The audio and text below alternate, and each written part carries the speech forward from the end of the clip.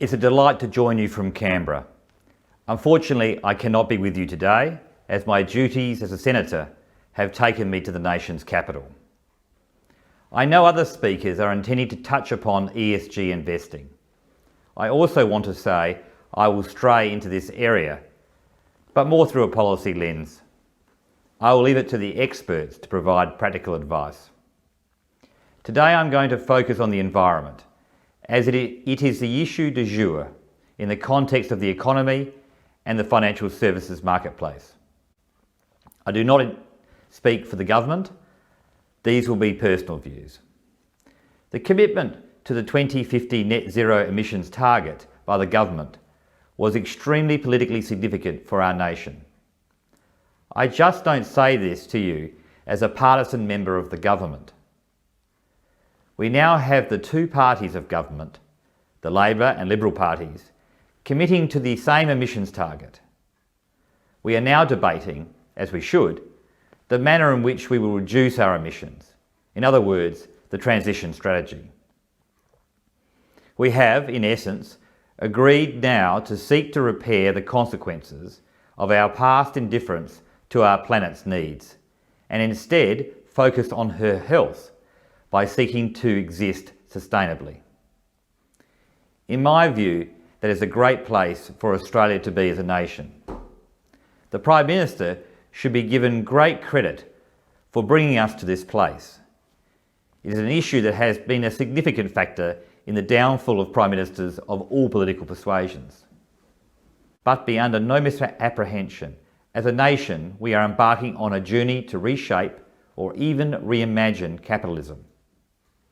The real question that is now being debated is what is the true cost of transition? Or to put it another way, what will the economy look like on the other side? This leads to the associated question, can technology alone save us, in effect underpinning our society as we enjoy it today? As Friedrich Engels, a forerunner of socialist thought, explained, as individual capitalists are engaged in production and exchange for the sake of immediate profit, only the nearest, most immediate results must first be taken into account. As long as an individual manufacturer or merchant sells a manufactured or purchased commodity with the usual coveted profit, he is satisfied and does not concern himself with what afterwards becomes of the commodity and its purchasers.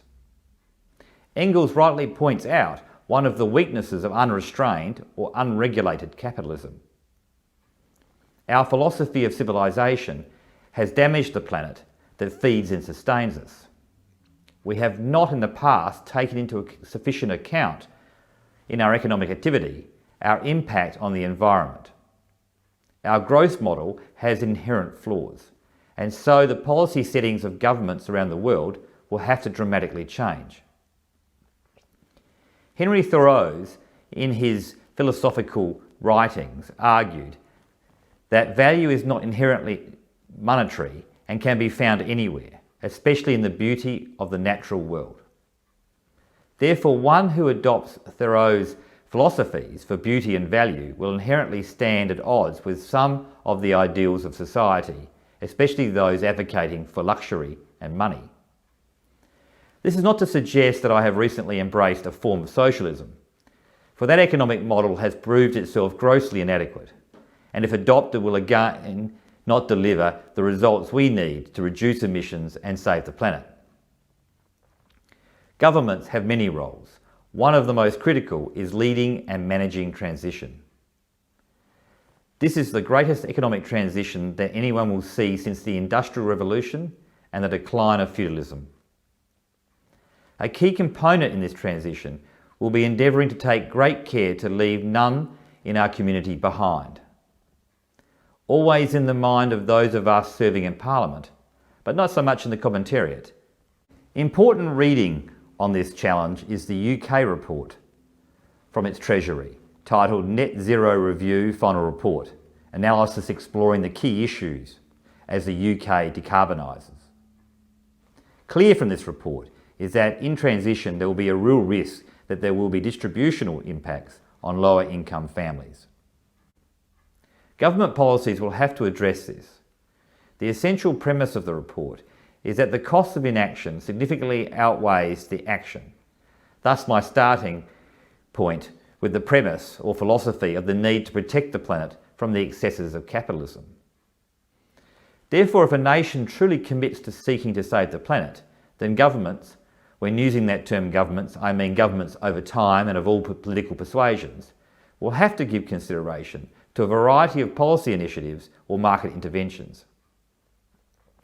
The operation of financial services sector is going to be critical. Like Thoreau, I'm not convinced by the efficacy of Smith's notion of the invisible hand of the market that guided individuals to further the good of society by furthering their own interests in a profitable manner. There will have to be mechanisms that will make the polluter pay. These models come in a variety of forms, each associated with debate around their effectiveness.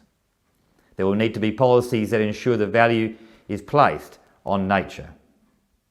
There will have to be policies that accelerate the restoration of biodiversity. More land is going to have to be sequestered as part of our natural reserves. There will need to be policies that build and enhance community resilience. For there will be real consequences of climate change to communities. As a state that exists because of the flows of the River Murray, all of us in this room should be very aware of the need to build and support resilient communities. There will be a need for policies that create integrity of offsets. The City of London is already positioning to be the leading market for high quality offsets. We need a policy mix that includes credible carbon pricing, perhaps even the creation of a carbon bank. Today, the Commonwealth purchases carbon credits, so it can be argued conceptually that a part of government is already operating like a reserve bank, and the carbon credits are a form of currency. There will need to be policies that encourage efficient use of finite resources, especially around ensuring that the design of a product contemplates its retirement from service and can be recycled. We must seek to eliminate the creation of waste in the supply chain. This will require global collaboration to build into the cost of a goods production the cost that is borne by the environment. Single-use products will have to go. This has the potential to dramatically increase the cost of production in many sectors. A good example is the dead battery dilemma, recycling a battery that can be dangerous and difficult. There is also an ESG investing dilemma here, around electronic cars, for example. You may think you are virtuous by promoting the use of electronic vehicles, but at the same time you're encouraging deforestation in South America and child slavery in the Congo. There will need to be policies that create and seed structural adjustment funds to facilitate transition and ensure the cost is not borne disproportionately by the less affluent in our society. There will need to be policies that facilitate and underpin behavioural standards in the marketplace and facilitate the flow of capital. This will be vital for the efficacy of the markets in reducing emissions and promoting efficiencies. Independent auditing will be required to ensure consistency and compatibility. If you cannot measure, you cannot make decisions. Greenwashing continues to be a significant issue in the marketplace. As you would be aware, we currently have a reporting regime in place, but I believe it will evolve over time. Our current reporting and disclosure requirements are under Regulatory Guides 65 for issuers and 175 for advisors. Some jurisdictions are mooting, even going as far as imposing fiduciary duties, creating a positive duty to take into account long-term factors that are likely to be financially material. But before we balk at the extent of any new duties imposed, cast your mind back to the recent events where Rio destroyed Indigenous sacred sites. There will be an imperative to signal to the marketplace the standards of behaviour expected by the Parliament and the communities it represents.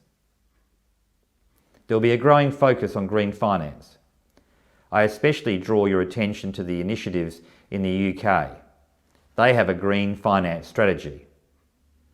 It is recognised that there will be a large increase in investment across the UK economy to achieve net zero.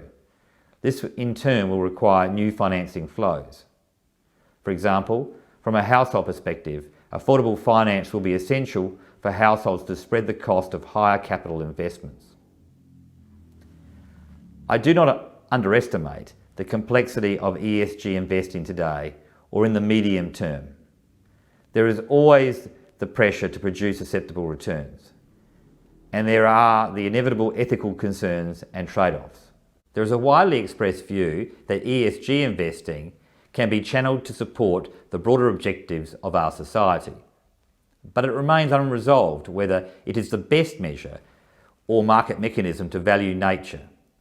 I am very mindful that with an ageing population of superannuates, return in a low interest rate environment is paramount, just to enable them to live with a degree of comfort. ESG is considered by some as a too broad a category, as funds that focus on environmental returns can be very different to social or governance issues. Taking a narrow investing approach can also be counterproductive for nature, where capital is withdrawn from industries that can transition and so prevent their transition. There is a role for private equity in this space, where the politically correct fund managers have retreated. Mining for copper and other minerals in response to greater demand will continue at a pace.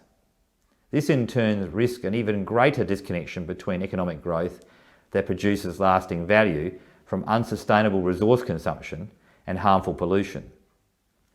The more we invest in and increase in our energy efficiency, we will in turn increase the productivity of energy. If you increase the productivity of anything, you have the effect of reducing its cost to the consumer, because you get more return for the same money, which means the demand goes up. The more demand can lead to more unsustainable practices damaging the environment. We saw this with the reserves of coal in the UK from the age of steam. I want to leave you with this thought. Keynes was a Cambridge aesthetic. He believed that if people's basic needs were met, they would gravitate to the arts and nature. He did not imagine a world dominated by consumerism. I remain opportunistic about the future, and I have strong confidence in the power of the market, appropriately regulated and incentivised, can deliver. The time has come to bring our civilisation within the boundaries set by nature and liberate ourselves from the addiction of valueless growth.